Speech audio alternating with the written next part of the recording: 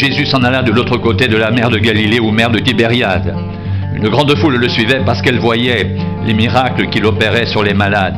Jésus monta sur la montagne. Et là, il s'assit avec ses disciples. Or, la Pâque, la fête des Juifs, était proche. Ayant levé les yeux et voyant qu'une grande foule venait à lui, Jésus dit à Philippe, « Où achèterons-nous des pains pour que ces gens aient à manger ?» Il disait cela pour l'éprouver, car il savait ce qu'il allait faire. Philippe lui répondit, « Les pains qu'on aurait pour 200 deniers ne suffiraient pas pour que chacun en reçoive un peu. » Un de ses disciples, André, frère de Simon-Pierre, lui dit, « Il y a ici un jeune garçon qui a 5 pains d'orge et 2 poissons. »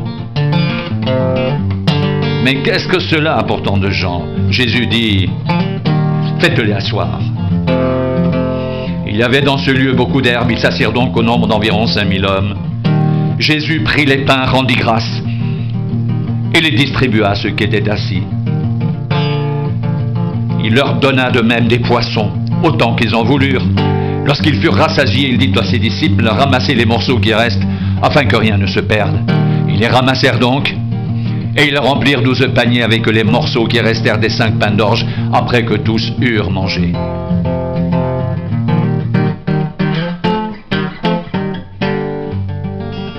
Ces gens, ayant vu le miracle que Jésus avait fait, disaient, « Celui-ci est vraiment le prophète qui doit venir dans le monde. » Et Jésus, sachant qu'ils allaient venir l'enlever pour le faire au roi, se retira de nouveau sur la montagne, lui seul.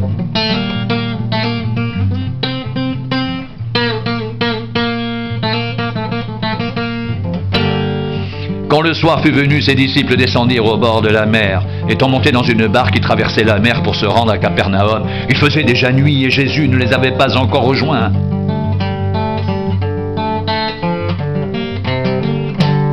Il soufflait un grand vent et la mer était agitée. Après avoir ramé environ 25 ou 30 stades, ils virent Jésus marchant sur la mer et s'approchant de la barque. Et ils eurent peur, mais Jésus leur dit, « C'est moi, n'ayez pas peur. » Ils voulaient donc le prendre dans la barque et aussitôt la barque aborda au lieu où ils allaient.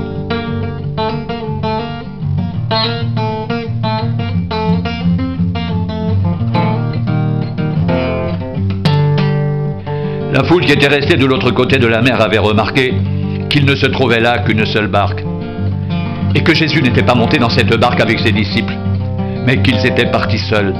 Le lendemain, comme d'autres barques étaient arrivées de Tibériade, près du lieu où ils avaient mangé le pain après que le Seigneur eut rendu grâce, les gens de la foule, ayant vu que ni Jésus ni ses disciples n'étaient là, montèrent eux-mêmes dans ces barques et allèrent à Capernaum à la recherche de Jésus. Et l'ayant trouvé au-delà de la mer, ils lui dirent, « Rabbi, quand es-tu venu ici ?» Jésus leur répondit, en vérité, je vous le dis, vous me cherchez non pas parce que vous avez vu des miracles, mais parce que vous avez mangé des pains et que vous avez été rassasiés.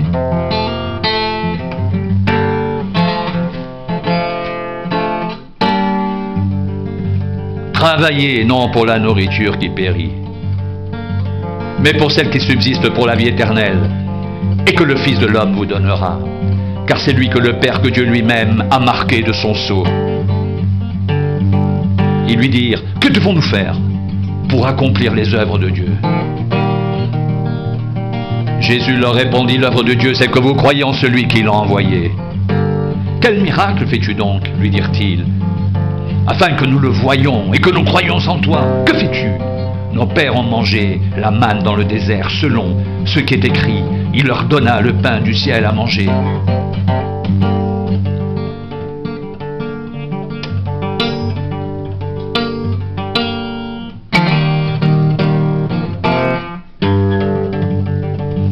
Jésus leur dit, en vérité, je vous le dis.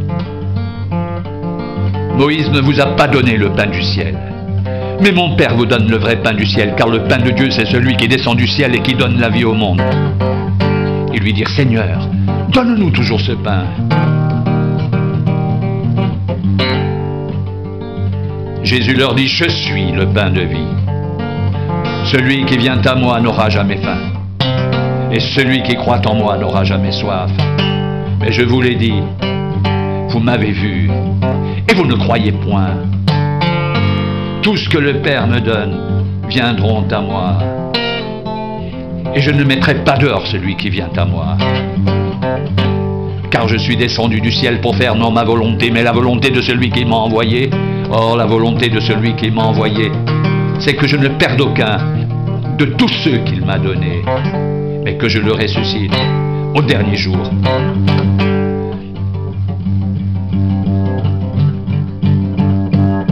La volonté de mon Père, c'est que quiconque voit le Fils et croit en lui ait la vie éternelle, et je le ressusciterai au dernier jour. Les Juifs murmuraient à son sujet parce qu'il avait dit « Je suis le pain qui est descendu du ciel », et il disait «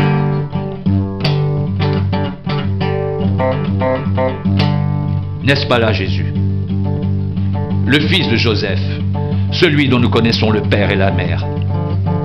Comment dit-il « Je suis descendu du ciel » ?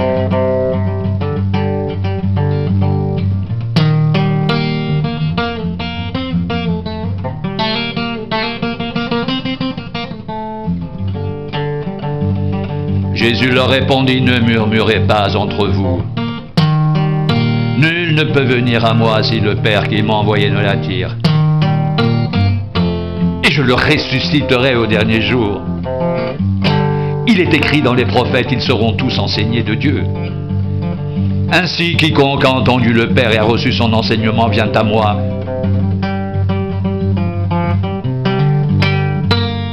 C'est que nul n'a vu le Père, sinon celui qui vient de Dieu.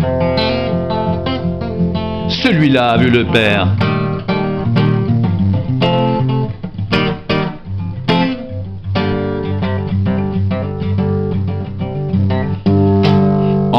En vérité, je vous le dis, celui qui croit en moi a la vie éternelle. Je suis le pain de vie. Vos pères ont mangé la manne dans le désert, ils sont morts.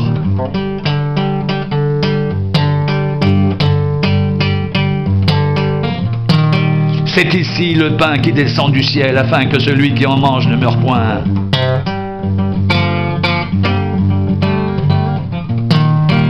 Je suis le pain vivant qui est descendu du ciel.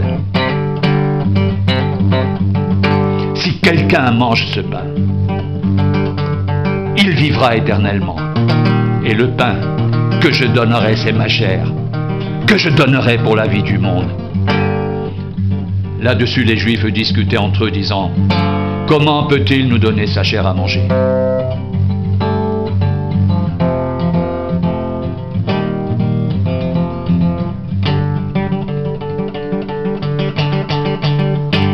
Jésus leur dit « En vérité, je vous le dis. Si vous ne mangez la chair du Fils de l'homme, et si vous ne buvez son sang, vous n'avez point la vie en vous-même. Celui qui mange ma chair et qui boit mon sang a la vie éternelle. Et je le ressusciterai au dernier jour.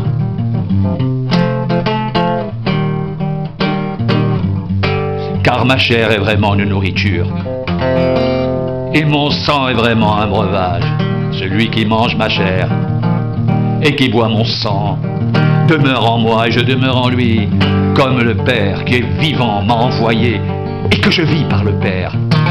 Ainsi celui qui me mange vivra par moi.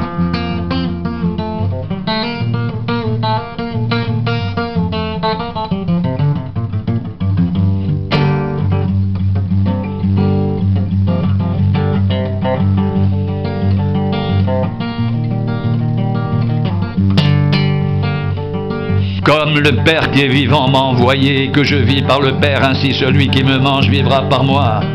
C'est ici le pain qui est descendu du ciel. Il n'en est pas comme de vos pères qui ont mangé la manne et qui sont morts. Celui qui mange ce pain vivra éternellement. Jésus dit ces choses dans la synagogue enseignant à Capernaum.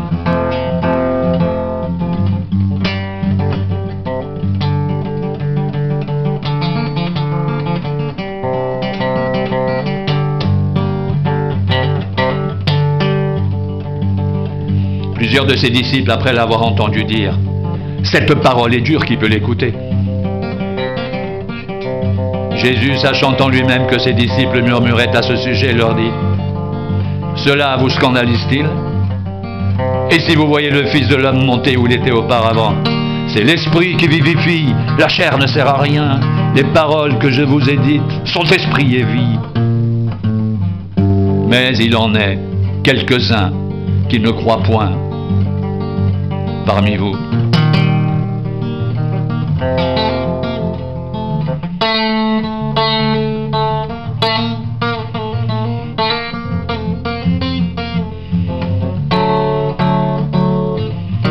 Car Jésus savait dès le commencement qui étaient ceux qui ne croyaient point, et qui était celui qui le livrerait. Il ajouta: c'est pourquoi je vous ai dit que nul ne peut venir à moi si cela ne lui a été donné par le Père. Dès ce moment, plusieurs de ses disciples se retirèrent et ils n'allèrent plus avec lui.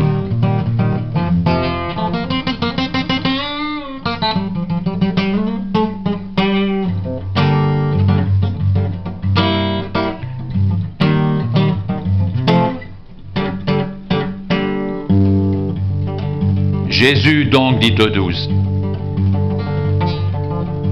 et vous, ne voulez-vous pas aussi vous en aller? Simon-Pierre lui répondit: Seigneur, à qui irions-nous? Tu as les paroles de la vie éternelle, et nous avons cru, et nous avons connu que tu es le Christ, le Saint de Dieu.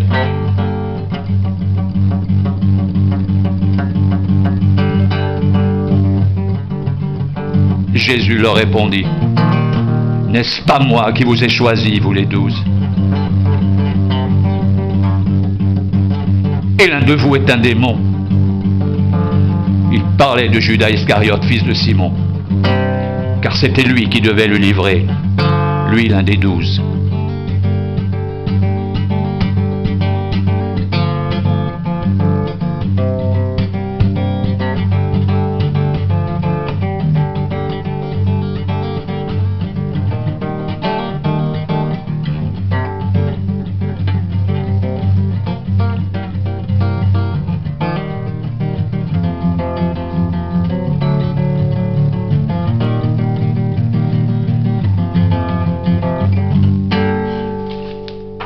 Jésus parcourait la Galilée, car il ne voulait pas séjourner en Judée parce que les Juifs cherchaient à le faire mourir. Or la fête des Juifs, la fête des tabernacles, était proche, et ses frères lui dirent: pars d'ici et va en Judée, afin que tes disciples voient aussi les œuvres que tu fais. Personne n'agit en secret lorsqu'il désire paraître. Si tu fais ces choses, montre-toi toi-même au monde.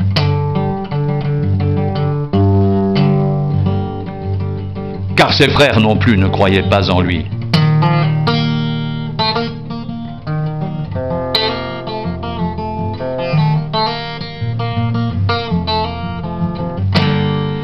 Jésus leur dit: mon temps n'est pas encore venu, mais votre temps est toujours prêt. Le monde ne peut vous haïr, moi il me hait, parce que je rends de lui le témoignage que ses œuvres sont mauvaises. Montez-vous à cette fête.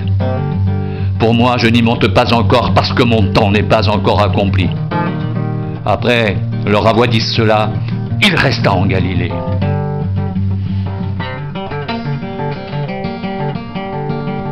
Lorsque ses frères furent montés à la fête, il y monta aussi lui-même, non publiquement, mais comme en secret.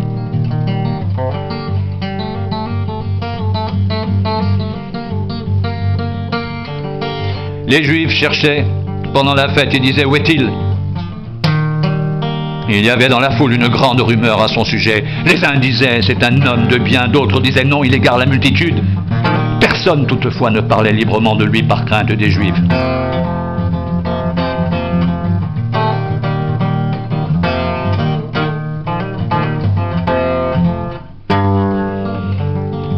Vers le milieu de la fête, Jésus monta au temple et il enseignait. Les Juifs s'étonnaient, disant: comment connaît-il les Écritures, lui qui n'a point étudié? Jésus leur répondit: ma doctrine n'est pas de moi, mais de celui qui m'a envoyé.